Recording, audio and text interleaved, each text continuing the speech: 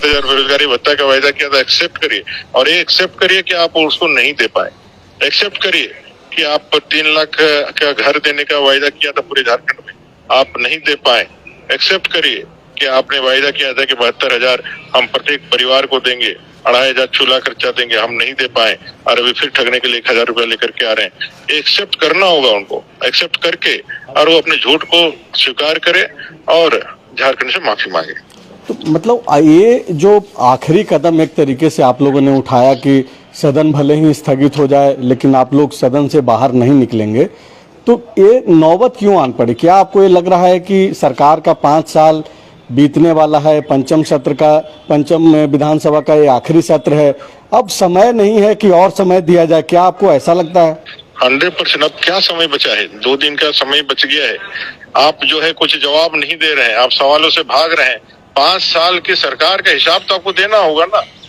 आप क्या देंगे? आप झूठ ही बोलेंगे। आपके पास ताकत है, आपके पास विधानसभा अध्यक्ष, आप नेता सदन है, आपके पास विशेषाधिकार है, आपके पास IPRT जैसा झूठ का प्रचार करने वाला एक बहुत मजबूत तंत्र है। सरकारी खर्चे से आप झूठ जो है सड़क से लेकर के सदन तक चारों तरफ आप फैला के कर सकते हैं। इन लोगों ने एक रॉन्ग स्टेटमेंट और दिया है। कल मैडम का भाषण हुआ था और भाषण पूरी तरह से अपने मुख्यमंत्री जी जो उनके पति भी हैं उनको सेव करने के लिए हुआ था। उन्होंने बड़े ही अच्छे तरीके से उन्होंने कहा कि 5 महीना जो बर्बाद हुआ उनका उसका हिसाब कौन देगा। निश्चित रूप से 5 महीना बर्बाद हुआ, उसका हिसाब कौन देगा ये पूछने का आपका अधिकार है। लेकिन झारखंड के युवाओं को तो 5 साल आपने बर्बाद किया। और जब आप उनका डिफेंड कर रहे थे माननीय मुख्यमंत्री जी को, तब आप गाहे बगाए 5 महीने के लिए ही सही, इससे झारखंड मुक्ति मोर्चा के वरिष्ठ नेता, गुरु जी के हनुमान आदरणीय चंपई सोरेन जी के उस 5 महीने जो हेमंत पार्ट 2 बन करके सरकार में आई थी उसका भी अपमान कर रहे थे। ये सारी चीजें आज जनता जानना चाहती है, पूछना चाहती है।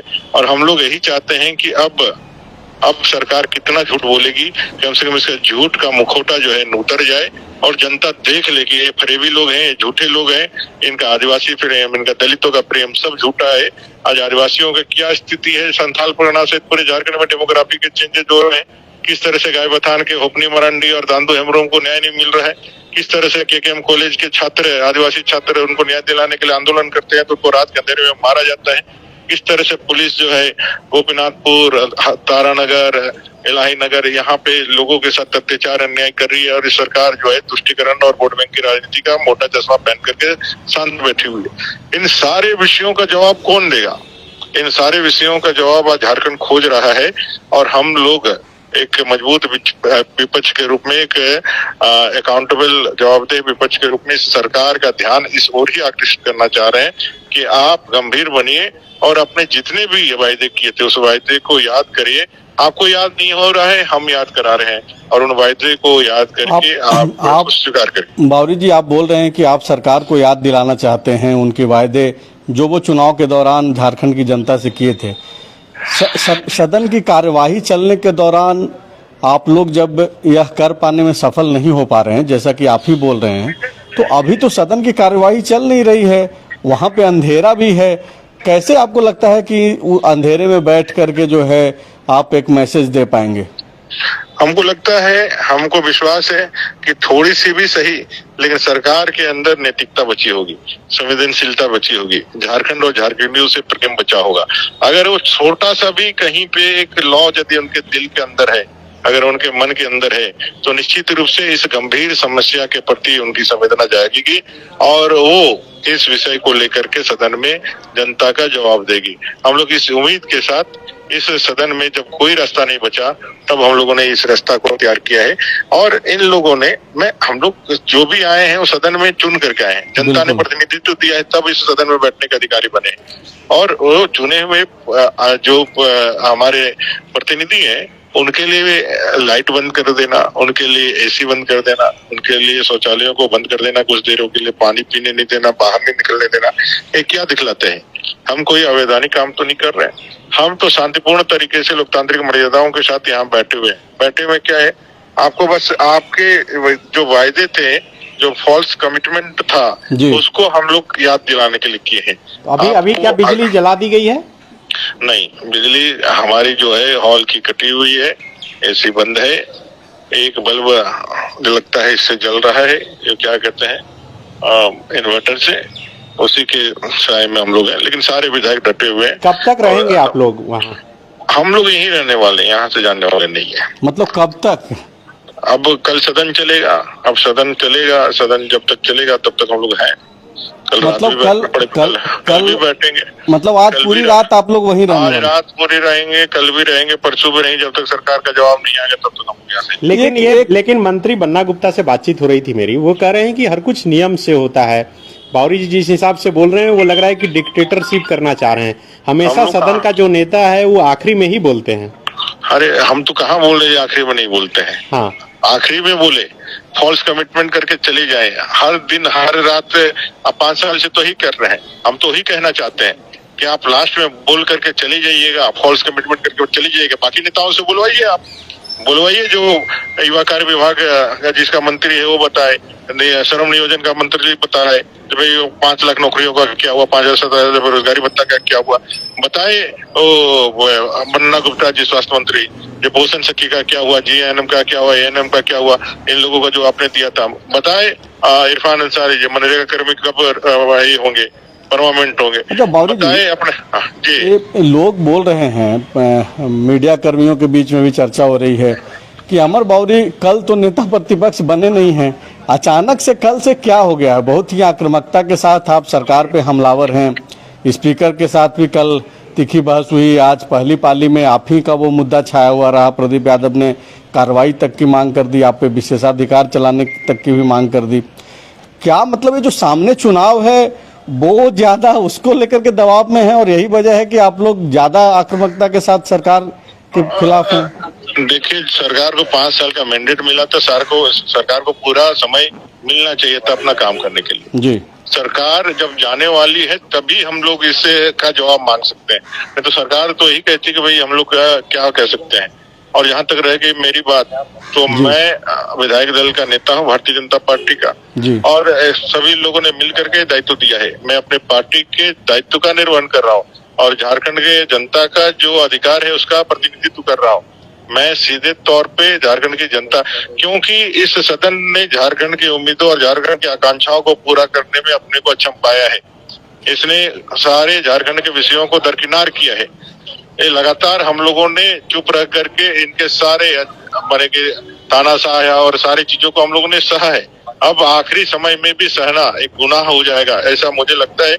इसलिए हम लोग जो है प्रतिरोध की पराकाष्ठा पार कर रहे हैं, लेकिन मर्यादा के अंदर पार कर रहे हैं। और यहाँ तक विशेषाधिकार और बाकी चीजों की बातें हैं, मैंने कोई मर्यादित या कोई भी हमने गलत बातें यहाँ नहीं किया था। और मैंने सदन के अंदर की कार्रवाई में इस बात को अपने तरीके से और बाकी माननीय विधायकों ने भी बोला है, और सरकार के पास या किसी के पास कोई इसके प्रति जवाब नहीं था। और सिर्फ अपने राजनीतिक कारणों से ऐसा स्टेटमेंट और ऐसी बातें कह रहे थे। अच्छा, ये जो योजना बनी कि विधानसभा के अंदर ही रुका जाए जब तक कि जवाब नहीं मिल जाए सरकार की तरफ से, मुख्यमंत्री की तरफ से, ये योजना क्या आप लोगों ने अचानक मिलकर के बनाई? क्योंकि कर्नाटका में भी आपकी पार्टी विपक्ष में है वहाँ पे, और 4-5 दिनों पहले वहाँ पे भी जो है इसी तरीके से एक प्रयास किया गया विपक्ष के द्वारा। रात भर सदन में लोग रहे, वहाँ का अपना लोकल इशू था उस मांग को लेकर के। तो कहीं दिल्ली से तो ये सब कुछ रूल नहीं हो रहा है? कभी नहीं, ये पूरी तरह से हमारे यहाँ के विधायकों का, और कर्नाटक में क्या हुआ है हम लोगों की जानकारी में है भी नहीं। हम लोगों ने जब सोचा कि भाई सरकार कुछ संजीदगी के साथ कुछ बात कहेगी, संवेदनशीलता की कुछ बात कहेगी, और आज अचानक माननीय मुख्यमंत्री जी खड़ा हुए और खड़ा होकर के उन्होंने यह बतला दिया कि किसी का कोई बात नहीं सुनने वाले, कहने वाले हैं, वो आखिरी दिन आएंगे और अपना भाषण करेंगे और चले जाएंगे। झूठ फरेब फिर बोलेंगे, झूठ फरेब नए वायदे करेंगे और चले जाएंगे। तब हम लोगों ने निर्णय लिया कि सरकार फिर अपने नए नकाब के साथ जनता के बीच जाने वाली है। ये नकाब को वो जो है फिर लोगों के बीच भरमाने के लिए लेकर के जाने वाली है। इसलिए सरकार के नकाब को उतारने के लिए ये जरूरी है कि समय रहते सरकार का जवाब लिया जाए। और अब सदन की कार्रवाई 2 दिन बची है, अगर उनमें तनिक भी उनके जो दावे हैं उनमें सच्चाई है तो उनको कल स्टेटमेंट इन सारे विषयों पे करना चाहिए, ताकि उनके अगेंस्ट में कोई उत्तर प्रश्न होता है तो प्रश्न का जवाब हम लोग मांगे और उनका उत्तर दे, एक तरफा वो भाग नहीं जाए। एक आखिरी सवाल है अमर बावरी जी, नेता प्रतिपक्ष हैं आप। मेरी जो जानकारी है और जो दूसरे सीनियर जर्नलिस्टों से भी जो मैंने पूछा, अब तक का जो प्रावधान है और जिस परंपरा से सदन चलता है कि सत्र के आखिरी में मुख्यमंत्री बोलते हैं, क्या नेता प्रतिपक्ष अमर बावरी कुछ नए तरीके की नियमावली चाहते हैं, परिवर्तन चाहते हैं कि मुख्यमंत्री को बीच में ही जो है अपना ये पक्ष रख देना चाहिए? सरकार की बात तो आखिर में आती है अब तक। मेरा कहना है कि जो कमिटमेंट उन्होंने किया था सरकार ने जी, वो कमिटमेंट विभिन्न विभागों से जुड़ा हुआ है और विभिन्न विभागों का अगर यदि मुख्यमंत्री जी चाहते ही हैं कि हम आखिरी में बोले, आखिरी में बोलिए, कौन मना करता है, लेकिन संबंधित विभाग के लोग तो एक एक करके इन सारे मुद्दों पे बता दे कि भाई उन्होंने क्या किया, क्योंकि एकमात्र उनके विभाग से तो जुड़ा हुआ कोई कमिटमेंट है नहीं। रोजगार का सवाल है तो कार्मिक विभाग है, कार्मिक विभाग के साथ साथ श्रम नियोजन विभाग भी है, वो बता दे। आपका जो है मनरेगा कर्मी के लिए वही ग्रामीण विकास विभाग है, वो बतला दे। पोषण सखी, सैया सखी, बाल विकास विभाग बता दे। सहायक अध्यापक का विषय है वो बता दे अपना मानव संसाधन या शिक्षा मंत्री जी। आप अगर यदि सही में आपका मन स्पष्ट है, मन साफ है तो आप बता सकते हैं, लेकिन आपका मन साफ नहीं है, आप दोषी हैं युवाओं के लिए, युवाओं को ठगने के लिए, युवाओं के रोजगार, युवाओं के सपने छीनने के लिए। जो भी आपने रोजगार दिया थोड़ी बहुत उसमें आपने धांधलियां की, बेची, उसकी सीबीआई जांच की मांग लोग कह रहे हैं। मुख वजीर के पद पे आया हुआ व्यक्ति पकड़ा जाता है, बोलने के बाद भी आप नौकरी से पकड़ा जाता है जी, उसके बाद भी आप जो है परीक्षाओं में जो है अपने आप को जो डिफेंड करते नजर आते हैं। तो भाई अब कब है समय हमारे पास? जनता तो विचार करेगी, लेकिन इनका ये मुखौटा उतारना जरूरी था, इसलिए यह स्वतः स्फूर्त निर्णय है जो सभी माननीय विधायकों ने एक साथ मिल करके लिया है भारतीय जनता पार्टी का, और ये झारखंड के युवाओं के लिए यह हमारा कमिटमेंट है, हमारा जो है हमारा यह सबसे बड़ा मैं कह सकता हूं कि हम सबका एक जनता के लिए एक कमिटमेंट है जो हम लोग आज इस निर्णय के साथ खड़े हैं। शुक्रिया बातचीत करने के लिए, समय देने के लिए, और शुभकामनाएं भी।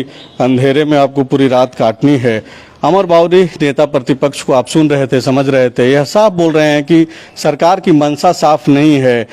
दरअसल बीजेपी इस बात पे अड़ी हुई है, जिद में चली गई है कि सरकार के तरफ से अलग अलग विभागों का जवाब पहले ही आ जाए, ताकि विपक्ष को भी एक मौका मिले, क्योंकि पंचम विधानसभा का ये आखिरी सत्र है जो मानसून सत्र के तौर पे चल रहा है, संचालित हो रहा है, और इसमें बीजेपी के तरफ से नेता प्रतिपक्ष ने आज एक मांग रख दी, जिसके बाद हंगामा हुआ। बाद में कल सुबह तक के लिए 11 बजे तक के लिए सदन को स्थगित कर दिया गया। बावजूद इसके बीजेपी के सारे विधायक सदन के अंदर बेल में मौजूद हैं, एक तरीके से धरने पे बैठे हुए हैं। बिजली काट दी गई है, एसी बंद कर दिया गया है, और अंधेरे में जो है भाजपा के विधायक डटे हुए हैं, अड़े हुए हैं। नेता प्रतिपक्ष को आप वहीं से फोन लाइन के जरिए सुन रहे थे। शुक्रिया।